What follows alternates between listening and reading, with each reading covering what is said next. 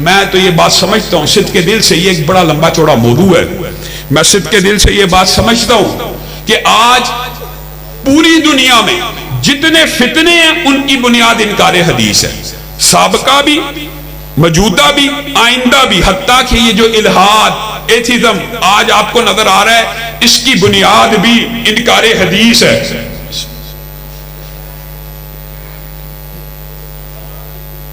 تو یہ بات طلباء نے، آپ نے اس بات کا ابلاغ گلی گلی، کوچے کوچے، کہ رسول اللہ صلی اللہ علیہ وسلم کی ایک حیثیت شارع کی ہے اور ایک حیثیت شارح کی بھی ہے۔ وَأَنزَلْنَا إِلَيْكَ الذِّكْرَ لِتُبَيِّنَ لِلنَّاسِ مَا یہ عجیب فلسفہ ہے کہ جی قرآن صرف محفوظ ہے، صرف قرآن محفوظ ہے، قرآن محفوظ ہے، جی حدیثیں بعد میں لکھی گئی تھی، جی حدیثیں آئیں بعد میں تھی۔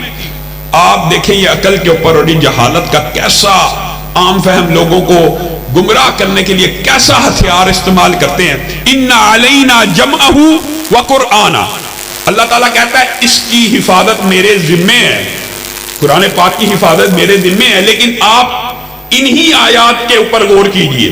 لا تحرک بہ لسانک لتعجل بہ، اللہ تعالیٰ کہہ رہا ہے زبان کو تیز تیز مت ہلائیے، اس کا جمع کرنا، اس کی تلاوت ہمارے ذمے ہے۔ فَإِذَا قَرَأْنَاهُ فَاتَّبِعْ قُرْآنَ، جب ہم تلاوت کریں آپ سنا کیجئے۔ ثُمَّ إِنَّ عَلَيْنَا، کیا ثُمَّ إِنَّ عَلَيْنَا، یہ آیت نہیں پڑھے گا منکر حدیث کبھی، ثُمَّ إِنَّ عَلَيْنَا، اور ہمارے ذمے ہے اس کے بیان کو بھی محفوظ کر دینا۔ وَأَنزَلْنَا إِلَيْكَ الذِّكْرَ لِتُبَيِّنَ لِلنَّاسِ مَا نُزِّلَ إِلَيْهِمْ، آپ کے اوپر قرآن پاک کو نازل کیا تاکہ آپ کھول کھول کے بیان کریں۔ پورے قرآن پاک کے اندر ایک جھٹکی مثال دے کے تحریک کے حوالے سے چند گزارشات آپ کے سامنے رکھوں گا۔ ایک عام فہم مثال ہے، پورے قرآن پاک کو اٹھائیے، علماء بیٹھے ہیں، اللہ رب العزت نے 700 سے زائد مقامات کے اوپر بالواسطہ یا بلا واسطہ یہ کہا جو رسول اللہ تمہیں دیں اس کو پکڑ لو، جس سے روکیں اس سے رک جاؤ۔ رسول کی زندگی تمہارے لیے قابل اتباع ہے، قابل حجت ہے۔